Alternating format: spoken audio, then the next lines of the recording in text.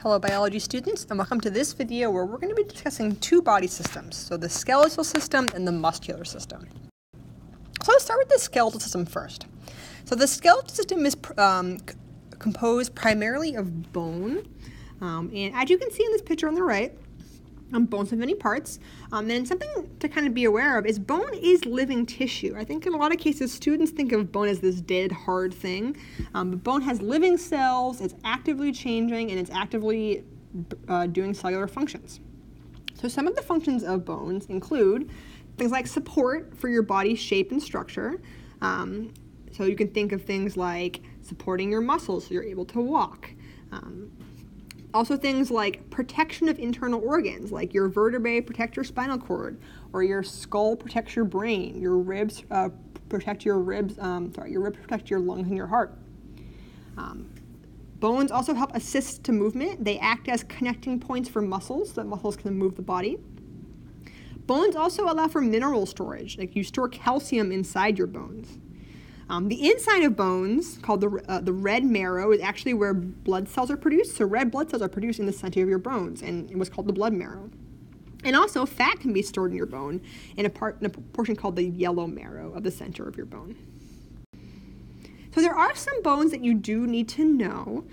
So looking at this picture here, if we start up at the head, your skull is called your cranium. You should know that. Your jawbone is called the mandible. And then as we move down, attached to your skull, you have all of your vertebrae that make up your spinal column. So you can just know all these bones here collectively as your vertebrae. Your collarbone right here is called your clavicle. And your shoulder blades on the back of your body are called your scapula. You have this bone running down the center of your body right here that helps to connect your ribs. That's called the sternum. You should know that one. And then you also have your rib bones as well. Now if we move into the arms, the upper bone in your arm is called your humerus. You have two bones in the lower half of your arm called the ulna and the radius. I kind of keep them apart. The way I remember them is that the ulna is the bone that's connected to the pinky side of your hand. If that helps you remember it. I think there's a little mnemonic PU, like pinky and ulna. Then the radius is on the inner part of your arm. The bones of your wrist are called carpals. And then your finger bones, you should know, are called your phalanges. So then kind of moving down, your legs, you have the main bone in the top half of your leg is called the femur. Your kneecap is called the patella. You have two bones in your legs. The bigger one's the tibia, the smaller one's the fibula. And then your ankle bones are called the tarsals, and your toe bones are also called phalanges, just like your fingers. So all the ones I've mentioned here, you should be able to identify on a skeleton. So kind of fun fact, you don't have to know these, but the smallest bones in your body are actually the bones in your middle ear, the malleus, incus, and stapes, which you might have learned in elementary school as the hammer, anvil, and stirrup. So that's kind of a fun fact. So now let's move on to the muscular system. So the main function of the muscular system is motion. So all kind of skeletal muscle in your body does all the motion in your body. So this is kind of what you think of as the action of muscles. But also, movement in your body can also happen via the movement of substances inside your body.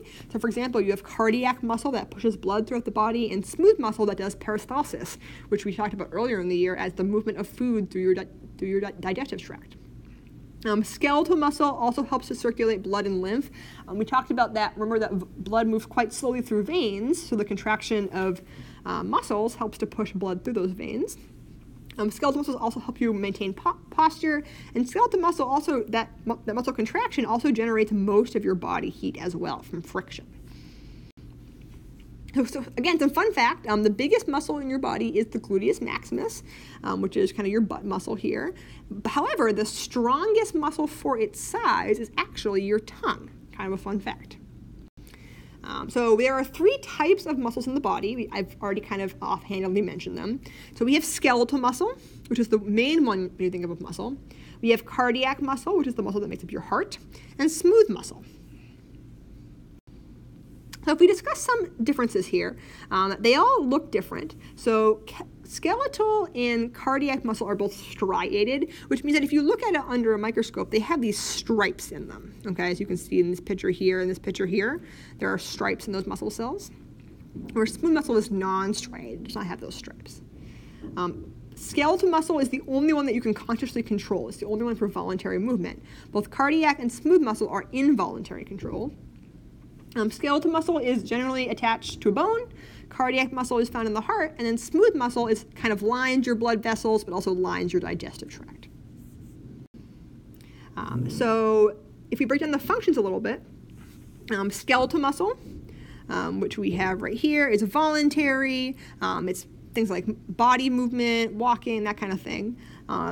Cardiac muscle is involuntary control and is the beating of your heart, moving blood throughout the body.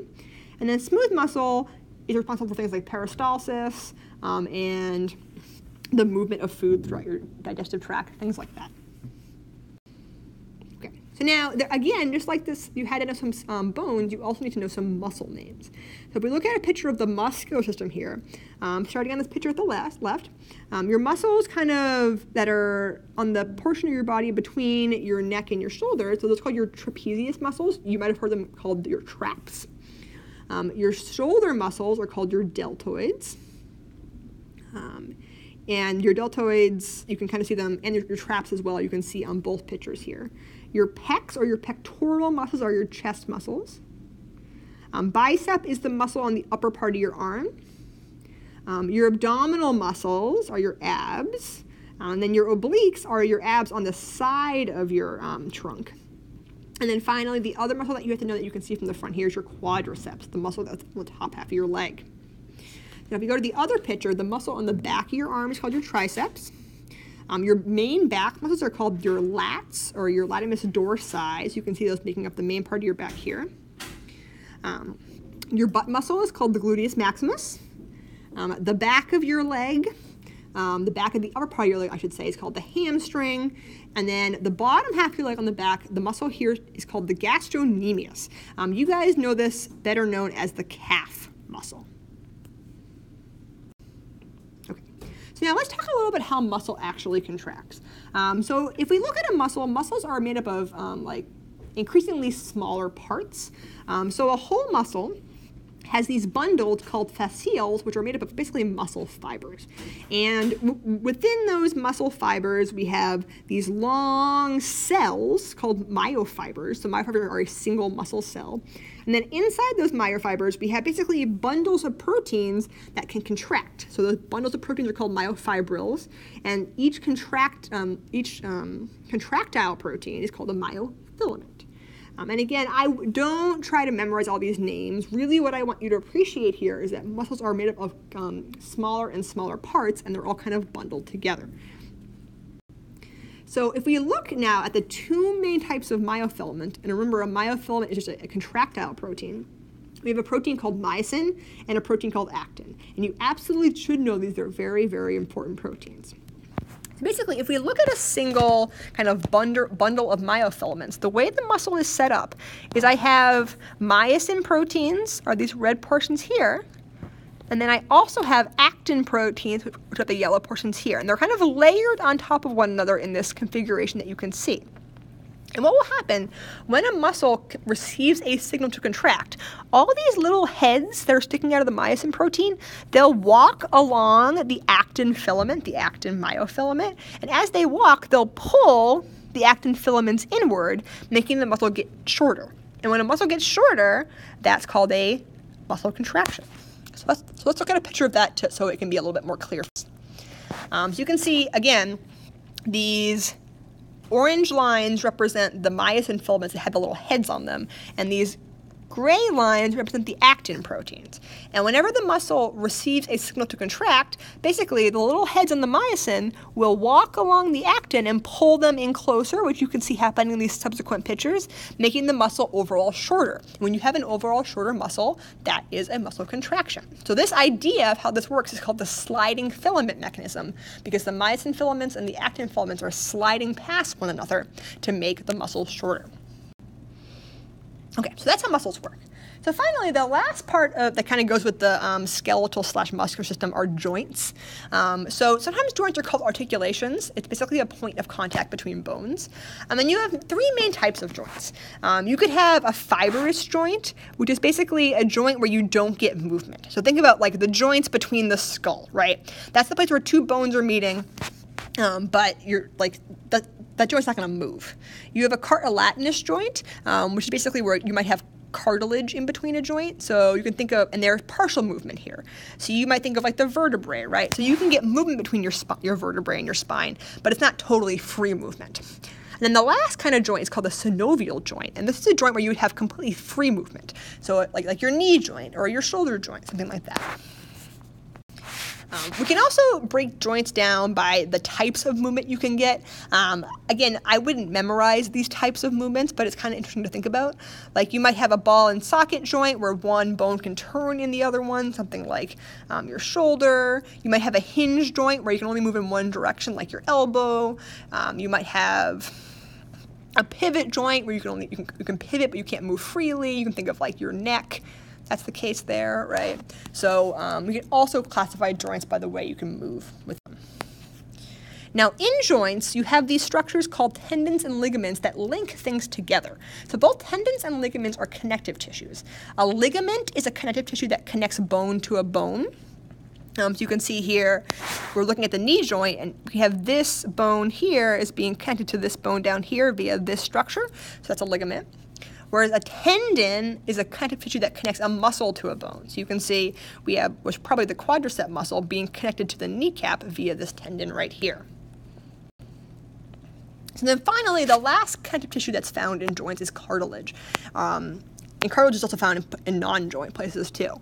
And this is a connective tissue that will cover and protect the ends of bones. So you might have cartilage in between knee bones, for example, helping to protect those bones, stop those bones from rubbing together. But you also have cartilage in places that you need shape or support. So you have cartilage at the end of your nose. It's kind of this soft connective tissue that makes your nose a little bit malleable, but also protects it. You have cartilage in your ears as well, right? That's giving your ear some shape and support, and also might protect a bone as well. So that's it for this video, and I'll see you in the next one.